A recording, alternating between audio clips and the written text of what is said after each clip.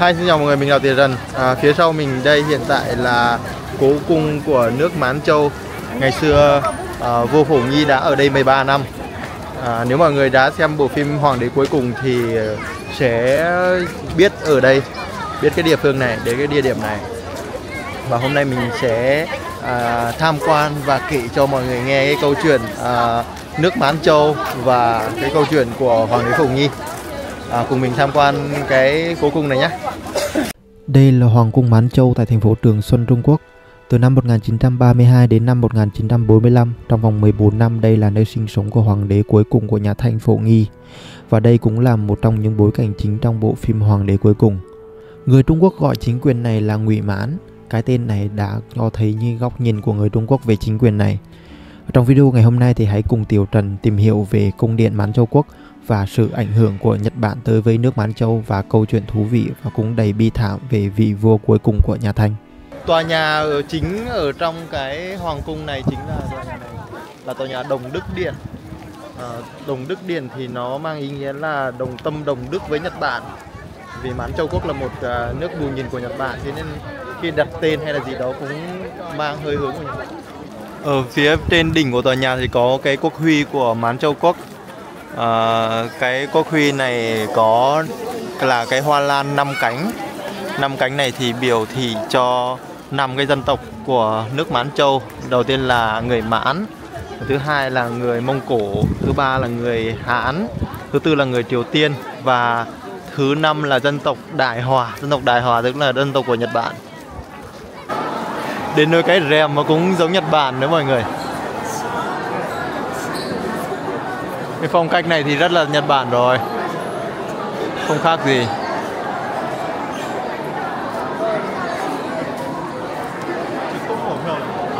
Đi du lịch Trung Quốc vào ngày nghỉ lễ là như thế này mọi người. Đây chưa phải là cái thành phố hot ở cái dịp lễ này đâu. Chỉ là một cái thành phố Trường Xuân, thành phố Đông Bắc thôi mà đông kinh khủng, toàn xem đầu người không à.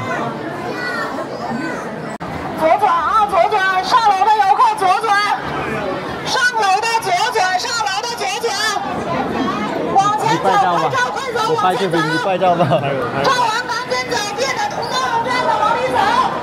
这个灯是很中式的。左转上楼的游客左转啊！上楼的游客左转，上楼的游客左转。人真多。来通道上的快上快走，朝阳往前走。来通道上站的左转往左转。Bất lực rồi, bất lực rồi. Các cô nhân viên ở đây bất lực rồi. Người quá đông. Lượng người đi du lịch vào nghỉ lễ mùng 1 tháng 5 ở bên Trung Quốc. Ôi giời ơi. Nếu mọi người xem cái bộ phim Hoàng đế cuối cùng thì sẽ nhận ra cái khung sảnh này. Khung sảnh này trong cái bộ phim thì có dự yến tiệc và múa ở đây. Đây là cái đỉnh của cái tòa điện này. Đỉnh của tòa điện này, một nét đặc trưng của Trung Quốc là có cái đầu rồng. Nhưng mà nếu mà Nhật Bản thì nó sẽ là một cái hình đầu quỷ thì phải. Nhật Bản thì sẽ là như thế này. Nhật Bản sẽ như thế này. Còn cái điện Đồng Đức thì là cái này. Đây là phòng Nhật Bản. Và đây có viết là để biểu thị cái sự nhất tâm nhất đức với Nhật Bản.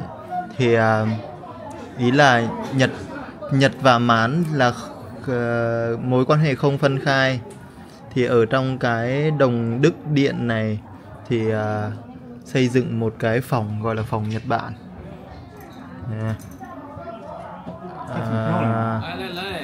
Có thể ăn uống ở đây. Phòng Nhật Bản.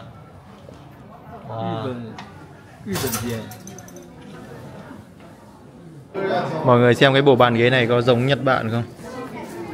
Đây. Ở bên này thì nó không giống rồi.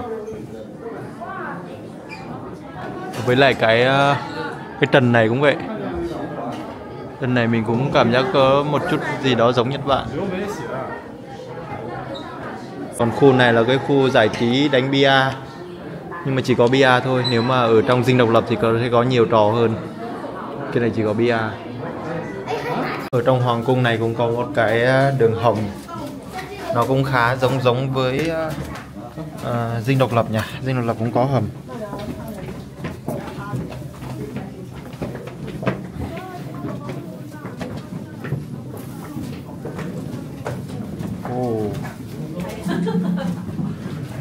Sâu phết đấy.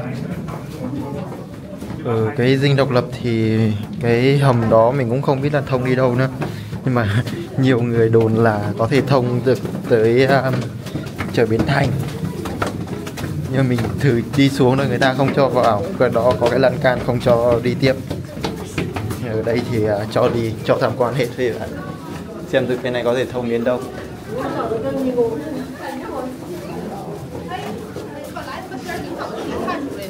Ồ, còn có nhiều lớp cửa như thế này nữa nhỉ. Ghê phết.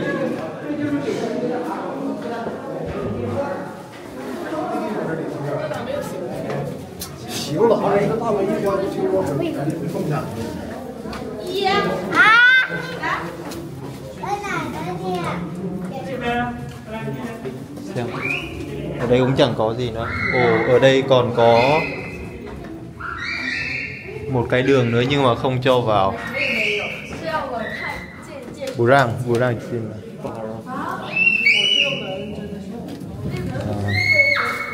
Cái hầm này cũng không phải là quá lớn. Đây là cái tòa Cần Dân Lầu. Đây cái tòa mà Phổ Nghi làm việc chính sự. Đi vào thử xem. Đây thấy có ghi là Nhật Bản và Mãn Châu.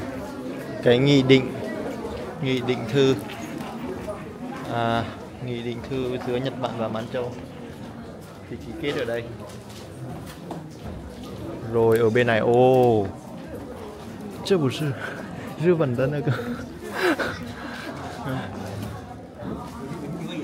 ô, cái này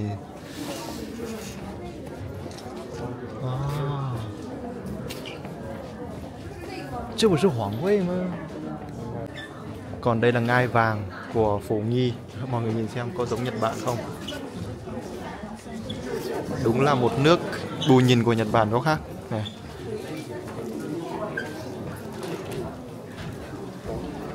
Ở trong khu vực hoàng cung có cái cung nổi phủ này. Mọi người nhìn xem cái cổng này có giống Nhật Bản không? Đây là cái kiến trúc để dành cho người Nhật Bản ở đây và làm việc ở đây. Thử đi vào xem.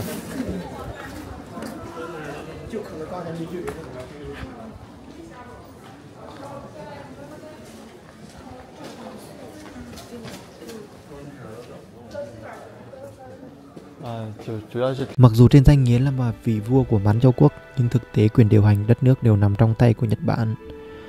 Để có sự chính danh trong việc cai trị vùng Đông Bắc Trung Quốc, thế nên Nhật Bản đã dùng hoàng đế cuối cùng của nhà Thanh lên làm hoàng đế của nước Mãn Châu để dễ dàng cai trị vùng đất này. Vị trí của Hoàng cung Mãn Châu quốc ngày trước chỉ là một quan phủ, nhưng nó nằm vị trí khá đẹp ở trong thành phố Trường Xuân, thế nên Nhật Bản đã lựa chọn cải tạo và xây dựng cho Phổ Nghi một hoàng cung mới tại đây. Sự can thiệp rõ nét của quân đội Nhật Bản trong Mãn Châu quốc chúng ta có thể thấy khi đến với hoàng cung này, đó chính là cơ quan quân đội Nhật Bản nằm ở trong Hoàng cung Mãn Châu. Ngày đó thì Phổ Nghi khá sợ bị nghe lén, thế nên căn phòng ở Điện Đông Đức dường như ông không ở, mà chỉ ở trong căn phòng tòa nhà Tập Hy kế bên. Mặc dù chính phủ Việt Nam Cộng Hòa cũng là một cái chính phủ bù nhìn của Mỹ, nhưng mà vẫn chưa bằng cái chính phủ bù nhìn này của Nhật, chính phủ Mãn Châu này. Cái cơ quan làm việc của người Nhật nằm ở trong hoàng cung luôn, thì đủ hiểu cái sự thống trị của Nhật Bản nó lớn như thế nào đối với cái chính phủ này. Cái triển lãm là từ hoàng đế đến công dân, nói về cuộc đời của ông vua Phổ Nghi này. Mình đi vào xem. Từ hoàng đế đến công dân. Ở đây có ghi lúc 3 tuổi Phổ Nghi lên đăng cơ, rồi trở thành hoàng đế của nước Mãn Châu, rồi đi tù ở một lần đi tù ở Liên Xô, một lần đi tù ở Trung Quốc. rồi trở thành một công dân của Trung Quốc.慈禧太后吧？慈禧溥仪入宫继位的懿旨，这是慈禧太后让别人写的。让别人写的是吧？对，说你溥仪就是下一代皇上了。3岁登基，啥都不懂。很惨。 Đây là miếng ấn ngọc mà cái lúc Phổ Nghi lên đăng cơ. Nhưng mà cái này thì chắc là cái bàn phục dựng rồi nhá, không phải bàn thật.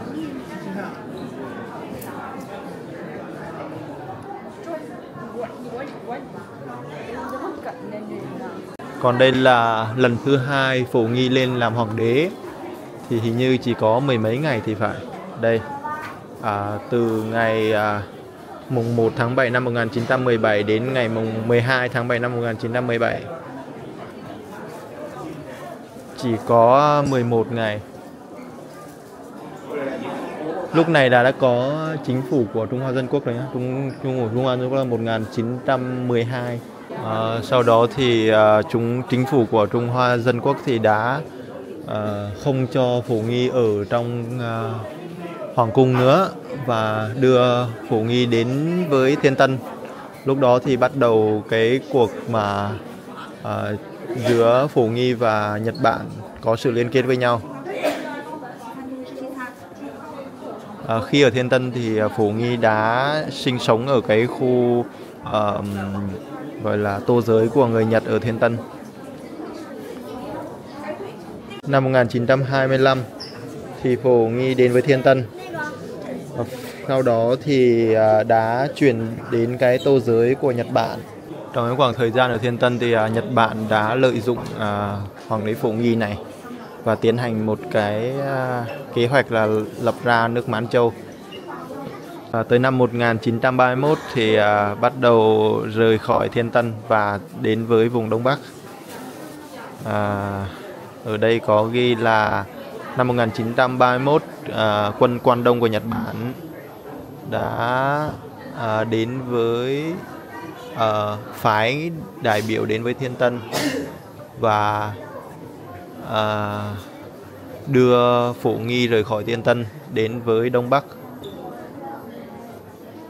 Sau một khoảng thời gian thì cái giai đoạn này từ năm 1932 đến năm 1945 thì Phổ Nghi đã chính thức đến với Đông Bắc và trở thành hoàng đế. Hoàng đế chỉ hoàng đế trong danh nghĩa thôi, nhưng mà thực tế nắm quyền thì vẫn là quân đội Nhật Bản, quân đội Quan Đông. Vào năm 1934 thì Phổ Nghi đã bắt đầu tới cái thiên đàn ở Trường Xuân này. Trường Xuân này xây một cái thiên đàn mà ở trong cái văn hóa Trung Quốc thì khi đăng cơ thì tới thiên đàn này cúng tế trời. Thì khi đó Phổ Nghi mặc cái áo long bào của nhà Thanh, nhưng mà Nhật Bản đã đặc biệt Nhật Bản đã cho Phổ Nghi mặc một cái bộ đồ này, bộ đồ này ý chỉ là ở cái nước Mãn Châu này thì phải có sự chấp nhận của Nhật Bản mới được đăng cơ. Cái bộ đồ này rất là Nhật rồi. Đây là giai đoạn năm 1945 thì lúc đó là Nhật Bản đã bắt đầu thua trận rồi. Thiên hoàng Nhật Bản thì công bố chấp nhận những cái hiệp ước của Liên Xô, Mỹ và Anh. Thì lúc đó thì quân đội Liên Xô đã tiến vào Đông Bắc. Ngày 19 tháng 8 năm 1945 thì khi đó Phổ Nghi muốn lên chuyên cơ để tới với Nhật Bản, nhưng mà bị quân đội Hồng quân Liên Xô đã bắt lại. Vào cái thời điểm đó thì Phổ Nghi đã bị được Liên Xô đưa đến Liên Xô luôn.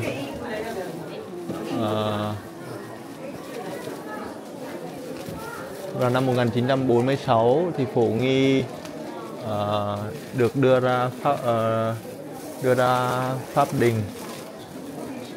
Năm 1950 thì Phổ Nghi về Trung Quốc và bị Đàng Hoàng Trung Quốc tiếp tục giam giữ khoảng 10 năm. Sau 10 năm thì ông ấy được trở về trở thành một cái công dân bình thường ở Trung Quốc. Tới năm 1960 thì Phổ Nghi được thả tự do khoảng cuối năm 1959 chứ. Tới năm 1960 ở đây thì có ghi lúc ông 55 tuổi thì tới vườn bách thú của Bắc Kinh để làm việc. Đây vẫn là những cái hình ảnh cải tạo của Phổ Nghi. Chắc ở đây là ở bên Trung Quốc rồi. Hình như ông cải tạo là ở đây là ở tỉnh Liêu Ninh. Sư Liễu Ninh tôi sư bà. Ở Liêu Ninh.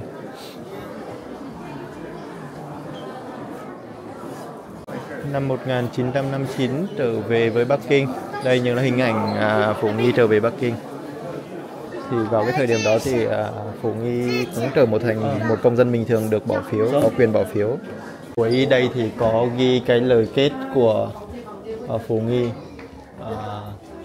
Tôi một đời này đã từng làm hoàng đế và cũng từng làm công dân. Bây giờ thì đã đến cái tuổi xế chiều rồi. Cái trao của Trang thầy cờ đần vui đồng ý là để cải cách một người như tôi thì cũng không dễ dàng. Từ một người thống trị phong kiến để biến thành một công dân thì bất luận là cái quốc gia nào cũng rất là khó để làm được. Nhưng mà Đảng Cộng sản Trung Quốc đã làm được rồi. Lời kết rồi. Nếu nhìn nhận một cách khách quan thì cuộc đời của ông Phổ Nghi này cũng khá bi thảm. Khi ông lên làm hoàng đế tới tận 3 lần nhưng đều bị thoái vị. Lúc ông 3 tuổi ăn cơm còn chưa sói thì đã bị đẩy lên làm hoàng đế. Và cũng không lâu sau đó thì đã bị thoái vị khi mà nhà nước Trung Hoa Dân Quốc hình thành. Đến thời niên thiếu, khi mà quân thần của nhà Thanh muốn khôi phục lại chức vị của ông thì ông cũng đã làm được hoàng đế 12 ngày. Khi ông làm hoàng đế của nhà nước Mãn Châu Quốc thì mọi quyền lực thực tế đều nằm trong tay của Nhật Bản. Thế nên dù ông 3 lần lên làm hoàng đế nhưng quyền lực thực tế thì dường như là không có. Là một vị hoàng đế với 5 người vợ nhưng ông không có nổi một đứa con. Người vợ đầu tiên của ông thì ngoại tình với phụ tá và còn có một đứa con riêng. Và thậm chí là người vợ thứ hai là Văn Tú đã đệ đơn ly hôn ông vào năm 1931. Việc này thì đã được Văn Tú cho đăng lên báo. Có thể nói Phổ Nghi là vị vua đầu tiên mà bị vợ đệ đơn ly hôn. Người vợ thứ ba của ông là Đàm Ngọc Linh. Lấy ông chỉ được 5 năm thì sinh bệnh. Người Nhật đã đến thăm khám và ngày hôm sau thì bà đã qua đời vào tuổi 22. Sau khi người vợ thứ ba qua đời, Nhật Bản đã sắp xếp cho Phổ Nghi để lấy người vợ thứ tư là người Nhật Bản. Nhưng ông không chịu sự sắp xếp của người Nhật Bản. Thế nên ông đã chọn một học sinh trong nước Mãn Châu để làm người vợ thứ tư. Nhưng tới năm 1958 thì cũng đã ly dị với ông. Sau khi ông ra tù thì đã cưới người vợ thứ 5 là bà Lý Thục Hiền vào năm 1962. Hai người chung sống với nhau được 5 năm thì Phổ Nghi đã qua đời và cũng không có nổi một người đứa con để nối dõi tông đường. Cuộc đời của ông Phổ Nghi này thì khá giống với vua Bảo Đại. Vua Bảo Đại cũng là người hoàng đế cuối cùng ở Việt Nam. Ông Phổ Nghi này cũng là hoàng đế cuối cùng ở Việt Nam, của Trung Quốc. Và vua Bảo Đại thì bị Pháp khống chế vào những năm cuối cùng thì sống ở Pháp. Nhưng mà điều khác biệt là ông Phổ Nghi này thì vẫn còn có thể về với Trung Quốc, trở thành một công dân bình thường ở Trung Quốc. Và đó là cái hành trình tìm hiểu Hoàng cung Mãn Châu của mình tại đây và câu chuyện về vua Phổ Nghi. tạm biệt mọi người ở trong video tiếp theo tại thành phố Trường Xuân này, nói về những cái kiến trúc ngày xưa ở Nhật Bản đã xây dựng ở thành phố Trường Xuân này. Bye bye.